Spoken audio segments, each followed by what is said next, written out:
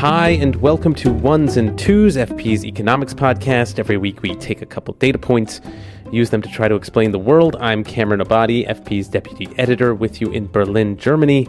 As always, Adam Tooze, FP's economics columnist and Columbia University professor, is with us in New York. Hi, Adam. Hi, Cam. So this week we have one data point, and that is 278 million, which is the population of Indonesia. That makes it the third largest democracy in the world, which is especially relevant right now because Indonesia just held a presidential election this past Wednesday. Votes in the world's biggest single-day election. More than 200 million of the country's 270 million people were eligible to cast a ballot. The leading candidate for Indonesia's presidency will be hoping it's third time lucky as millions of voters go to the polls. Indonesia's defense minister, Prabowo Subianto, who served as the commander of Indonesia's special forces when the country was under a dictatorship previously, declared victory after receiving a reported 60% of the vote in a three-way contest. Official results aren't expected for a few weeks, but Subianto is expected to take office in October. So we've done various country reports before, and Indonesia is one country I've yet to address. So let's just dive in. Adam, I wanted to first ask, what kind of structural economic conditions do archipelago nations face? Indonesia is obviously a collection of islands scattered across a vast swath of the Pacific. Are there any common economic characteristics that island archipelago nations like Indonesia face? I think it's important to start just by acknowledging how radically sui generis Indonesia is. I mean, it's astonishing. To kind of categorize it along with any other country seems to me always a bit of a mistake.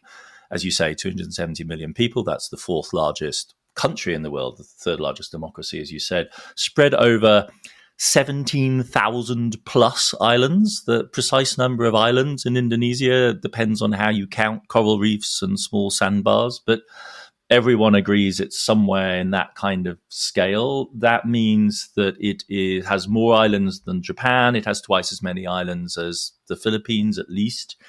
It's completely different from, smaller Pacific Island countries where, the 11 small Pacific Island member countries of the World Bank, for instance, the likes of Fiji, Kiribati, and so on. I mean, those 11 countries between them have 640 inhabited islands. So Indonesia is just wildly more complex, I think, than virtually any other country, society, nation state in the world. It's sort of staggering. Culturally speaking, this creates enormous diversity, right? Because islands have had this kind of weird history in terms of transport, because before the advent of modern road and rail transport, the best way of getting around was by water, certainly moving heavy goods.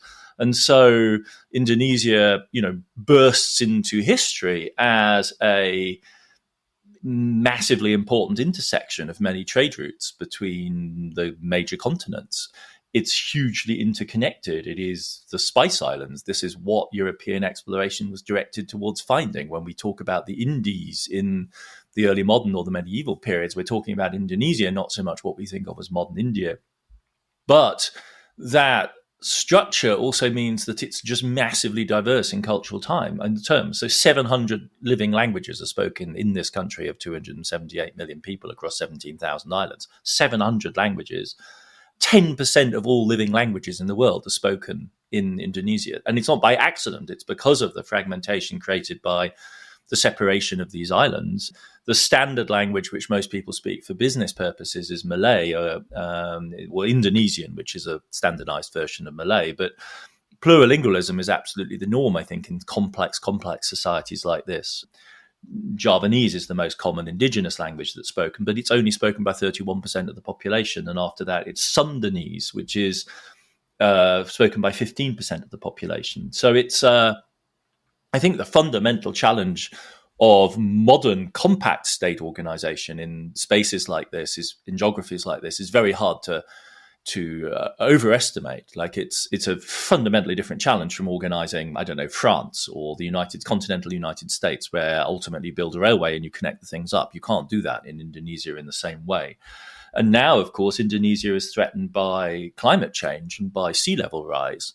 in a way that compact continental or just standard landlocked states, of course, aren't. And right now, by 2100, they expect to lose between 92 and 100 islands. Now, you might say they have 17,000. What's the problem? Like, this isn't going to be an issue.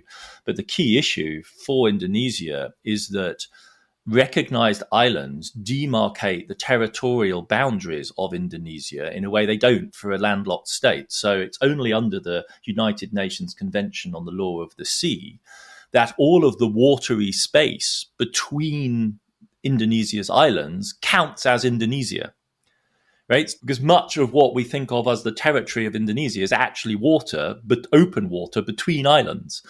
So as islands sink underwater, the risk is that Indonesia literally loses its territorial integrity, because to count as part of Indonesia, water has to be between two islands no further than 100 miles apart. Once you lose one of those islands, all of a sudden the territorial integrity of Indonesia is in doubt. It's really extraordinary to think about this. So Indonesia is now one of the island nations pushing hard for sea level independent boundary definitions to be established. It's really, it's a mind-blowing kind of concept. One of the first pieces I wrote for foreign policy was about a world we're entering in which literally the future of states is in doubt. Now, that's only the case for the smaller archipelagic nations. But what's at stake for Indonesia is the current boundary and integrity of the state will shift potentially as key markers in the ocean submerge, because they only count if they're above the waterline.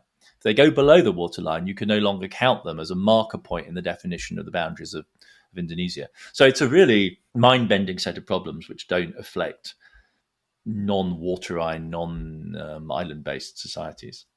So, as I mentioned, Prabowo Subianto is the presumed winner of the election, which means he is the presumed successor to Joko Widodo, the current president, who has served 2 terms and thus was prohibited from running again for re-election.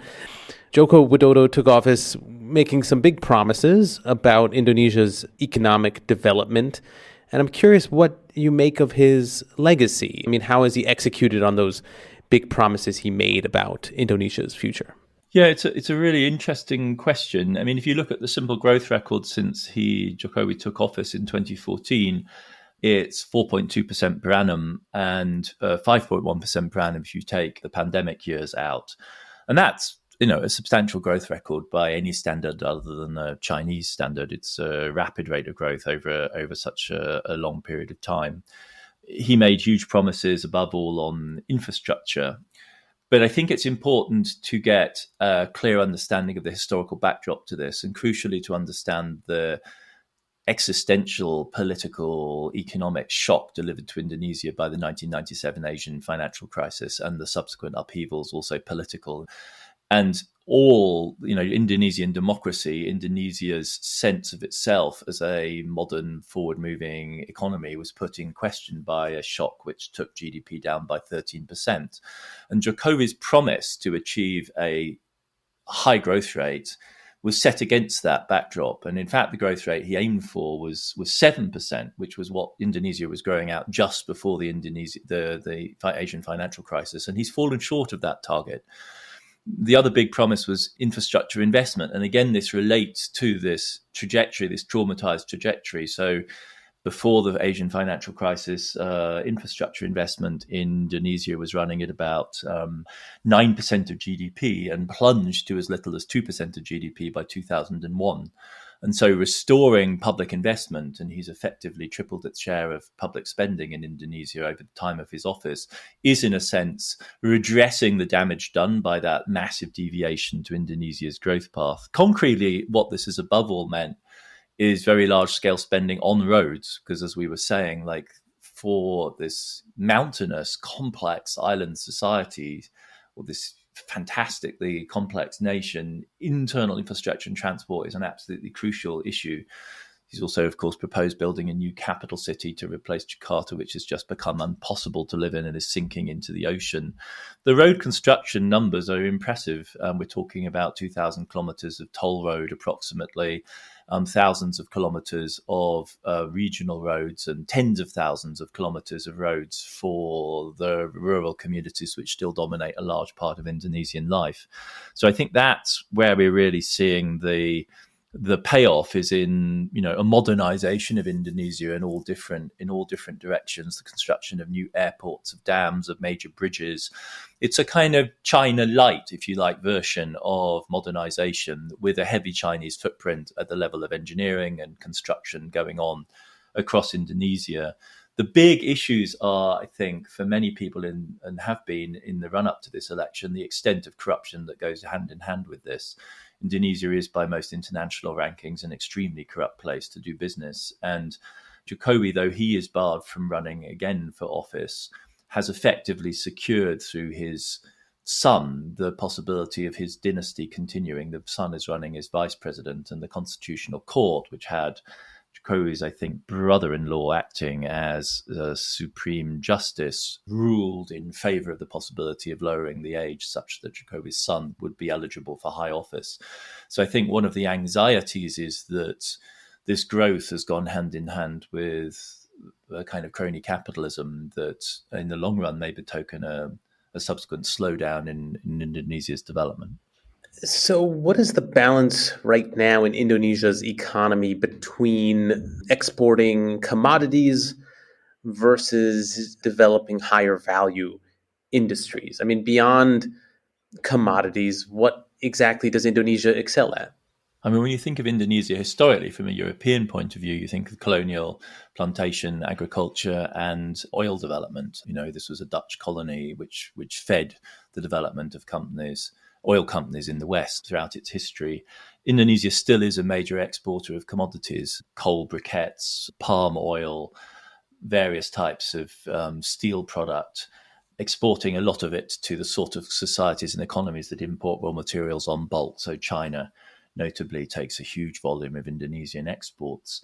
It's fair to say that that is balanced in Indonesia's case also by manufactured goods, non-commodity exports, vehicles, electrical machinery, footwear, and so on. But again, to understand the urgency, if you like, of this modernization program in Indonesia, you have to understand how Indonesia stacks up and compares with other societies and economies in Southeast Asia. And that's really the benchmark. And the fact of the matter is that Indonesia is lagging far, far behind the Malaysias, the Thailands, the Philippines, let alone the Chinas of this world. So over the period from 1980 to 2020, worldwide trade grew sevenfold at an annual rate of about 5% per annum over that 40-year period. Malaysia, Thailand, and Philippines increased the total volume of their exports by a factor of 12.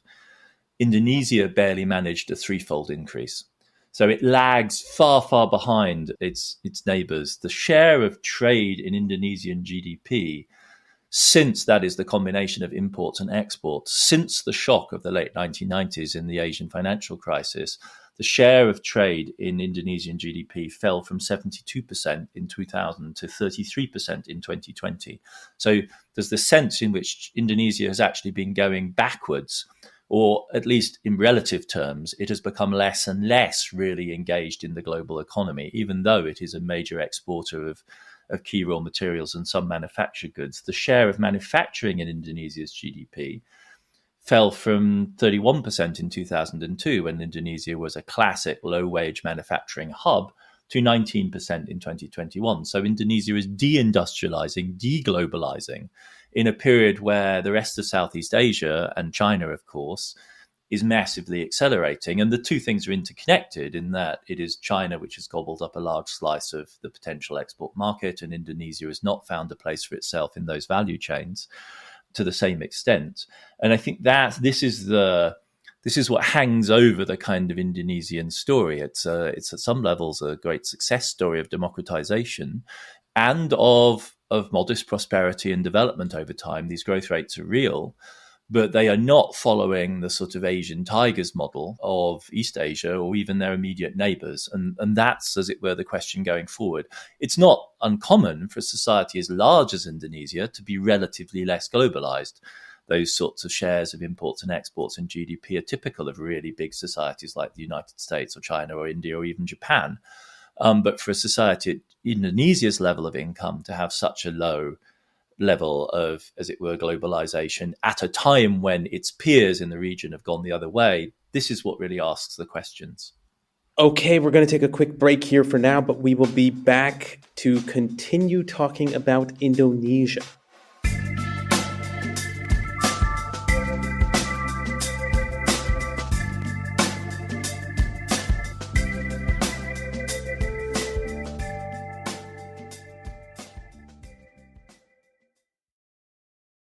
So in addition to being the world's fourth largest country, third largest democracy, as we mentioned, Indonesia is the world's largest Muslim country. And I'm curious what role Indonesia plays in the global Islamic economy. I mean, I suppose that presupposes the question of what the global Islamic economy consists of, but does Indonesia have a special role embedded in that Islamic economy? Well, the global Islamic economy is actually kind of a buzzword. It's a thing. You can look it up and find it. There are banks and agencies that track it. And I think there's two different ways of defining it. One is countries with large Muslim populations, starting with countries which are overwhelmingly, predominantly, monopolistically Muslim, like Saudi Arabia, but also the Turkey, the Emirates, Malaysia, and then Indonesia comes in that rank. But if you look at the rankings of the Islamic economy, 15th, you'll find South Africa and the UK with large Muslim populations with very substantial economic footprints. So one way of defining the global Islamic economy is in terms of where Muslim people are and their economic activity. And in those kind of rankings, Indonesia comes in the top 4 of national societies which are overwhelmingly Muslim and have substantial economies. And it's up there in that list of Saudi, Turkey, Emirates, Malaysia, Indonesia. There, it's in that group. Sheer size, relative rapid economic growth, it's undeniable. The other way of defining the global Islamic economy is to look at specific niches and sectors which serve the religious needs and cultural and social needs of the Islamic population and look at those sectors. And so that would be halal food, cosmetics, and pharma. It would be modest fashion, so according to the modesty norms of conservative Islam, and then Islamic finance. And those are really big markets, and Malaysia plays a substantial role in them. Just to give you a sense of the scale, the global Muslim spending on halal food and beverages is, between 1.5 and heading towards 1.7, $1.8 trillion a year. If you add in the food, the pharmaceuticals, cosmetics, and modest fashion to that, and maybe travel as well, including the Hajj, you're up in the $2.3 to $2.4 trillion bound. Now, the global economy is $100 trillion, but this is a segment that's non-trivial from the point of view of businesses which are operative in it. Islamic finance, we've spoken about before on the show, is a finance business which has assets in the trillions again. So currently on the balance sheets of Islamic finance institutions, we're talking about, maybe $4 trillion, something like that. So not world bestriding dominance in the global financial system, but a non-trivial element in it, and especially regionally in middle-income countries. This is big money.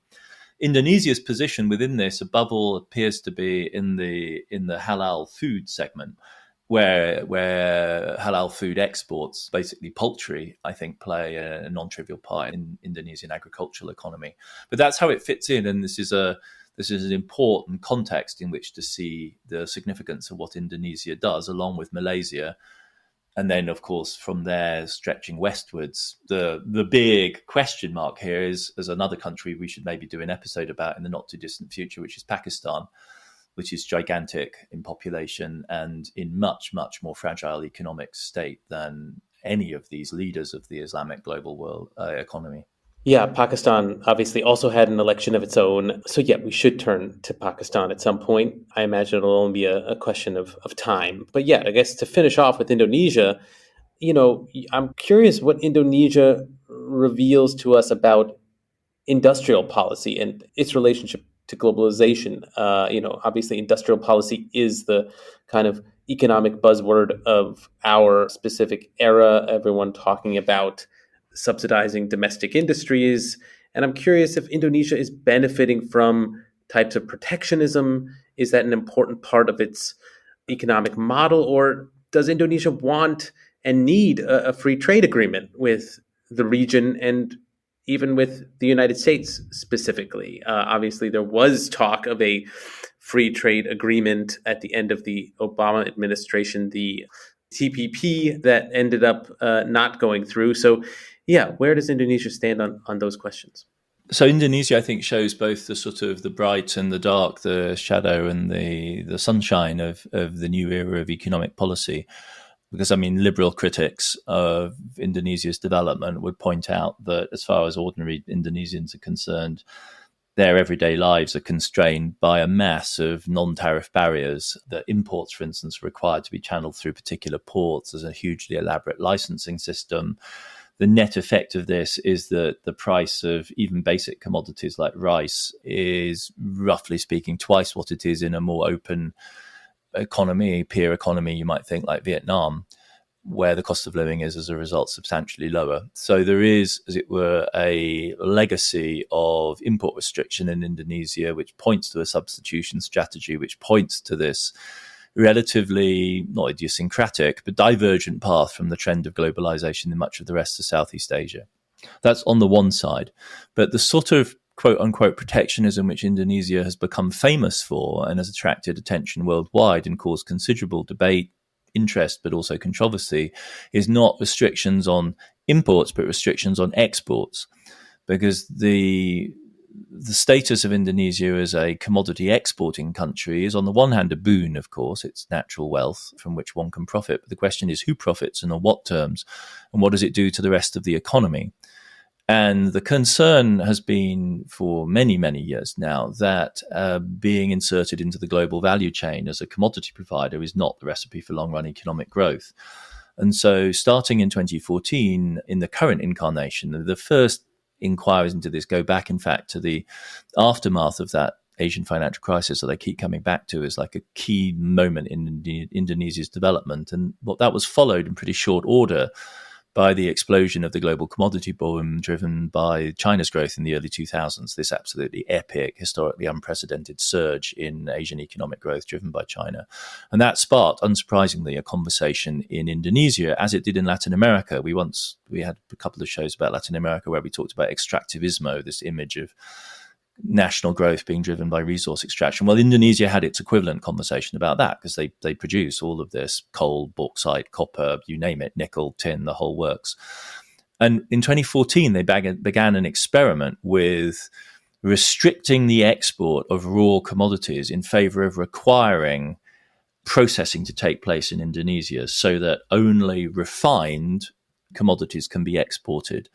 Now, the successful experiment of that has been in nickel, where from 2020 onwards, really, it became increasingly impossible to export nickel from Indonesia directly. And as a result, the exports of nickel content products have surged by a factor of 10x to 30 billion in 2022-2023. From a figure 90% lower than that 10 years before. And this has been a very considerable success, and it has triggered very large-scale investment, foreign direct investment in Indonesia from outside, including conversations with leading Korean, Chinese manufacturers, Teslas, so on.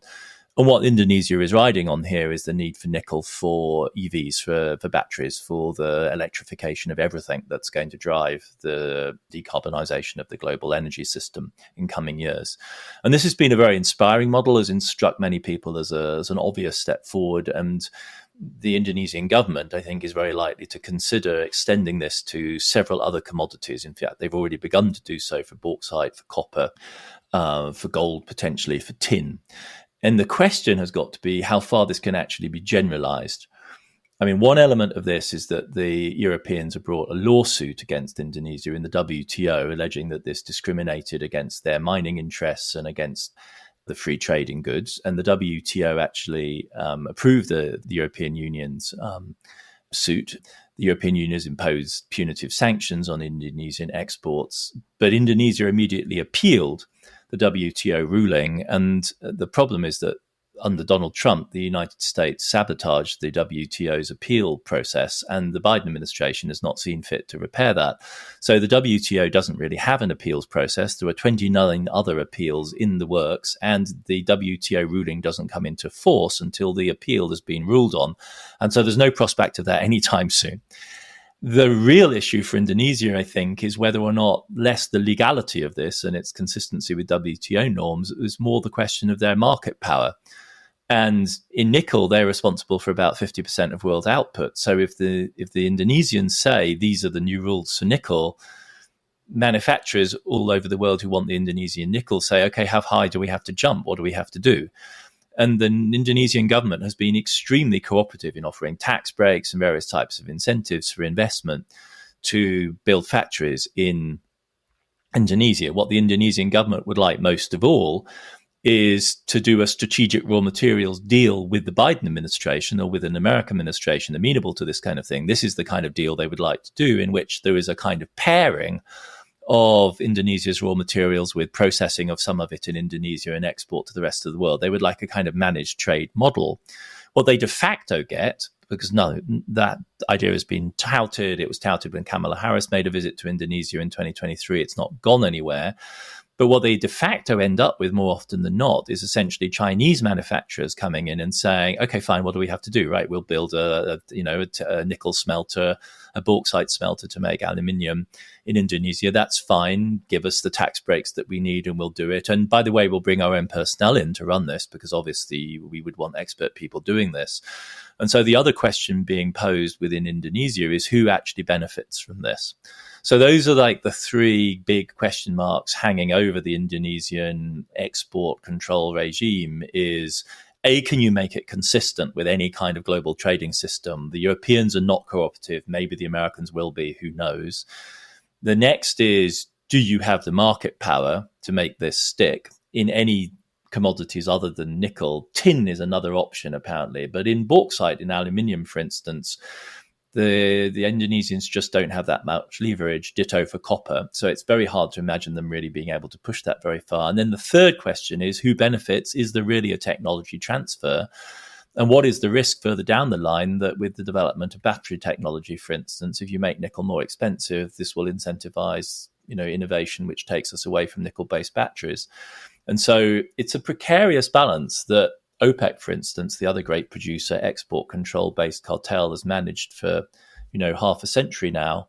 And it's a very, very difficult balance to pull off for one big country. So maybe for nickel, given Indonesia's current position, hard to see how it generalizes. But it's something that you're going to see, I think, whatever Indonesian government emerges pursuing, because it's seen as a very powerful symbol of the aspirations of Indonesia to break out of what is otherwise a rather sort of disappointing and in some ways potentially quite menacing situation of being inserted as a highly populous, relatively underdeveloped raw material producer into commodity chains commanded by other people. That's fascinating. I'm surprised we actually haven't heard more in general, and the public hasn't heard more about the Indonesian model. I mean, one hears about all these other countries, but this seems like a very specific model that Indonesia has come up with for itself, with its own lessons, as you pointed out. But we do need to end our conversation here for now, but we will be back, as always, next week. Ones and Tooze is written and edited by me, Cameron Abadi, along with Adam Tooze. It's produced by Claudia Tatey, Laura Rossbrow-Tellem, Rob Sachs, and Dan Efron. This show is made possible through the support of foreign policy readers. If you're interested in news and analysis from around the world, consider subscribing. Listeners to Ones and Tooze even get a 15% discount. Just go to foreignpolicy.com/subscribe and use the promo code TOOZE at checkout. That's TOOZE. And listeners, as always, we love getting your feedback. You can leave voice messages on the Ones and Tooze homepage on foreignpolicy.com or email us, podcast@foreignpolicy.com, or you can tweet us. That's @OnesandTwozePod. Thanks very much for listening, and we'll be back in your feed next week.